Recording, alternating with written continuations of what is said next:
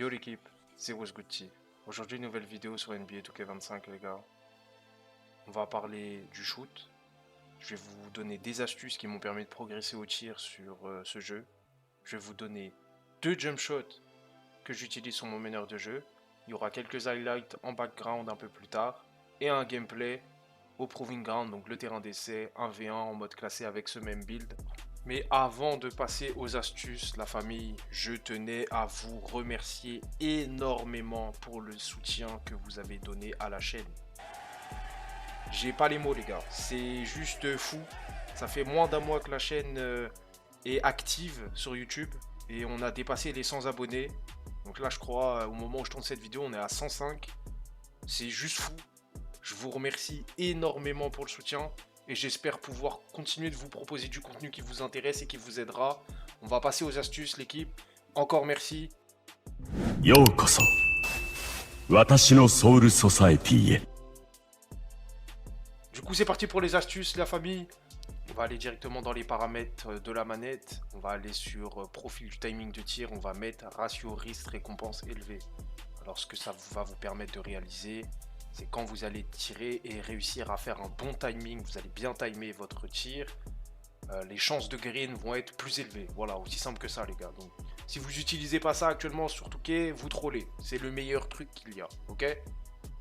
Ensuite les gars, on va enlever votre shot meter. Donc ça veut dire que la jauge pour le tir, on va l'enlever puisque ça donne un boost de green window à vos jump shots. Donc vous allez dans l'ATH, affichage du tir, vous mettez 100 et voilà, on n'en parle plus, vous avez un petit boost pour ça. Ensuite vous allez dans l'analyse de tir. Moi je le mets en simple parce que je veux avoir mon feedback pour savoir si j'ai réussi mon tir immédiatement. Cependant, si vous voulez pas ça, vous pouvez mettre tous les tirs et comme ça vous allez avoir le petit truc qui pop là pour le timing et savoir si le tir était wide open ou pas. Moi j'avoue je m'en fous, donc voilà, c'est pour ça que je joue en simple. Mais si vous voulez savoir si vous étiez wide open ou pas, mettez tous les tirs. Ensuite les gars, super important, vous faites vos hautes zones sur ce jeu. Vous vous mettez en carrière, 5 minutes par carton, vous choisissez un spot, n'importe lequel. Pendant un carton entier, vous ne tirez qu'à cet endroit-là. Voilà, vous êtes en rookie. Tout ce que vous allez tirer, ça va rentrer à 80% du temps si vous avez mis les paramètres que je vous ai dit et que vous timez votre tir correctement, les gars. Donc je vous invite à le faire, c'est super important. Là, vous voyez, j'en ai perdu quelques-unes. Il va falloir que je retourne en carrière pour les refaire.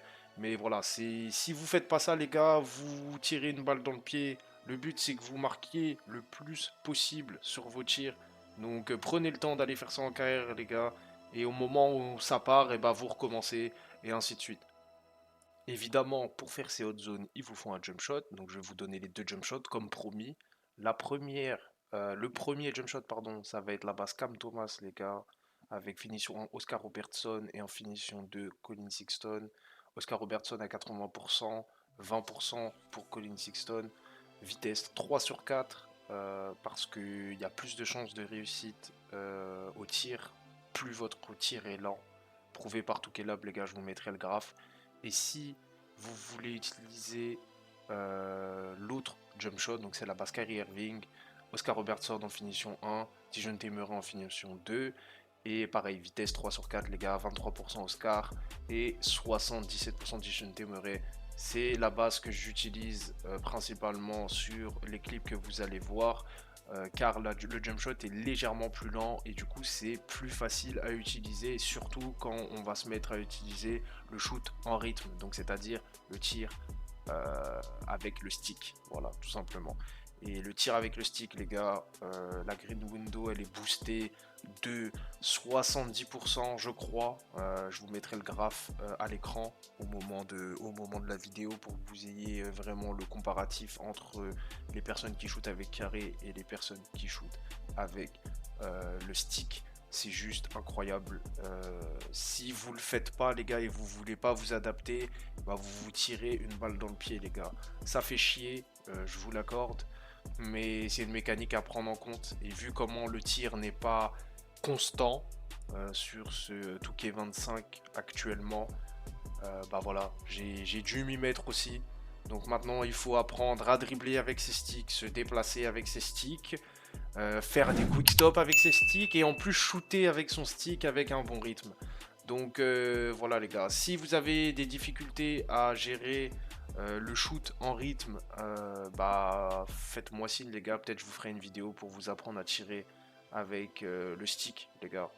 S'il vous faut un tuto un peu plus avancé en tout cas avec quelques tips pour ça, bah je le ferai les gars. N'hésitez pas à me le dire dans les commentaires.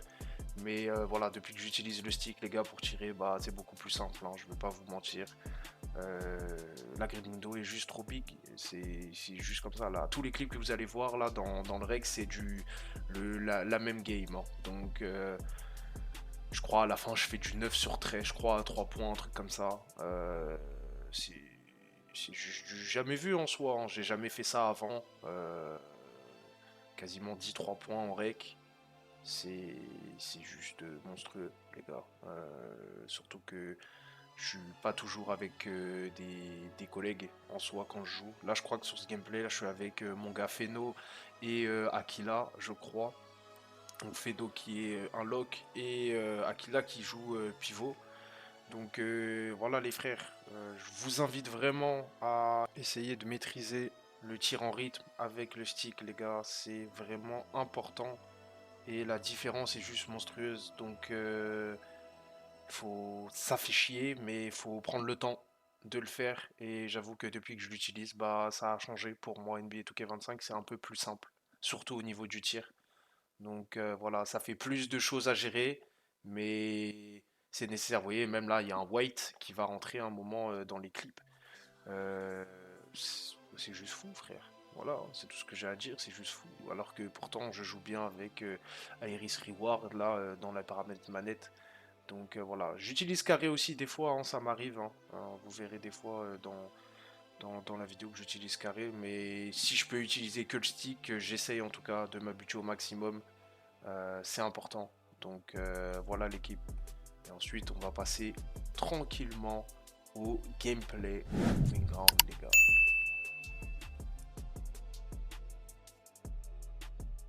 Du coup, on va jouer contre un 6-3, 93 de dunk. Bon, bah voilà, hein, 93 de dunk sur un 6-3. Je sais reconnaître un rimrunner professionnel quand j'en croise un. Et en voici un, voilà.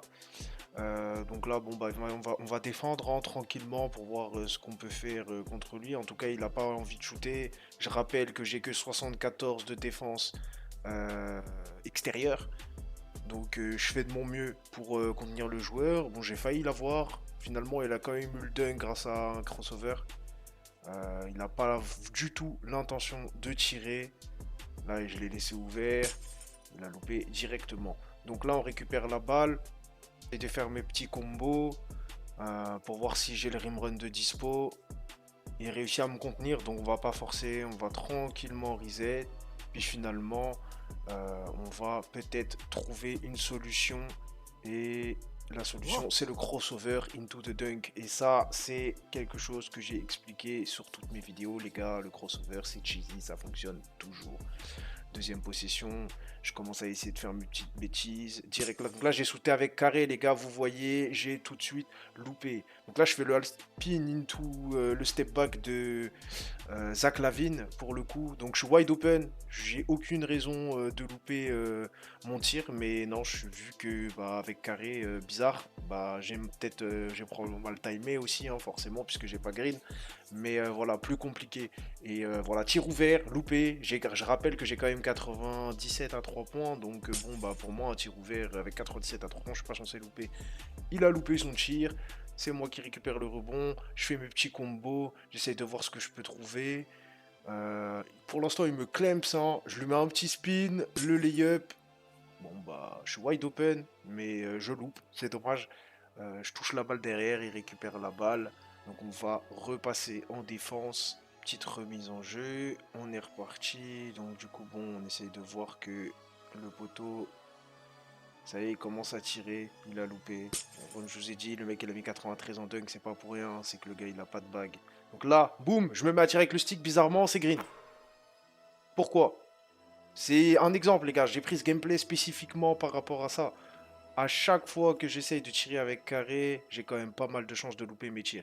Donc là, tranquillement, hop, j'essaie de jouer, j'ai un snatchback, je prends mon tir, là avec carré, je green, corner, ça passe, on est content. Donc là, pour l'instant, on est à 2 sur 3 à 3 points.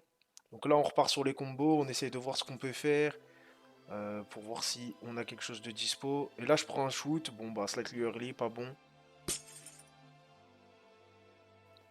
Mauvais tir de ma part, hein. Le défenseur est pas loin, donc il y a de grandes chances que je sois contest, mais comme je joue avec le feedback en simple, bah je sais pas si je suis contest ou pas, et puis bon bah voilà, dans tous les cas j'ai pas marqué. Lui il va prendre un tir à 3 points qui va louper immédiatement, je rappelle, c'est un rimrunner professionnel, nous le voyons dans son gameplay, et là je tire avec carré, je loupe encore. Et là je me dis, bon, je vais arrêter de tirer avec carré, ça sert à rien. Là, il met son 3 points. En plus, je me dis, bon, vas-y, peut-être que finalement, il va peut-être me taffer avec ses conneries. Donc, il est temps pour moi d'essayer de focus. Donc là, on va essayer de défendre. Il m'a eu et il a loupé son tir. Donc, du coup, on va tranquillement retourner en attaque. Donc là, je commence à essayer de combo. Je prends un mid-range avec le stick que je loupe. Donc, je fais un bon tempo, mais je loupe le début. Donc là, c'est de ma faute, les gars. La défense intérieure de mon build, je vous ai dit, les gars, on est 6-2, mais on peut défendre quand même un petit peu si on est bien placé et qu'on saute. C'est un exemple parfait. Donc là, je fais mes petits combos, j'essaye de voir ce que je peux trouver contre lui. Le petit crossover into the layup, mais bah voilà, il a glove, j'imagine, donc il a tapé la balle est sortie. On va du coup se replacer tranquillement et on va essayer de replacer une attaque en rapide. Sachant que j'ai pas beaucoup de temps, j'utilise le crossover de Devin Booker pour changer de direction et finir au layup assez facilement. Je vous rappelle, pour ceux qui veulent le build, c'est dispo sur la chaîne YouTube, les gars.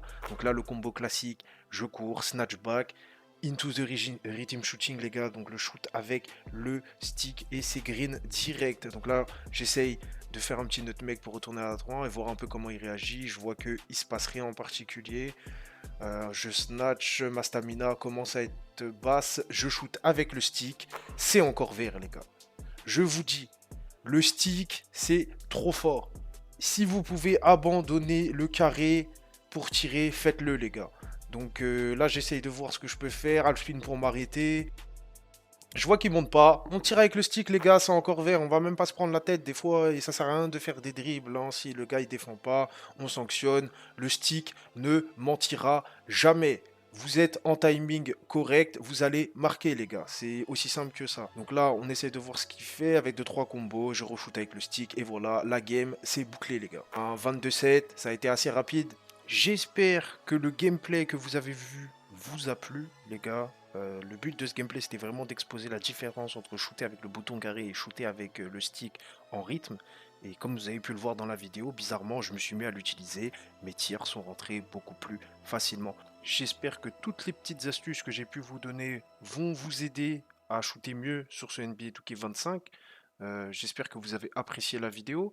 Si c'est le cas, n'hésitez pas à me le faire savoir dans l'espace commentaire. N'oubliez pas de cliquer sur j'aime si je vous ai donné des infos utiles. Abonnez-vous si ce n'est pas déjà fait. En vous souhaitant une bonne journée ou une bonne soirée, c'était Wasgoodty.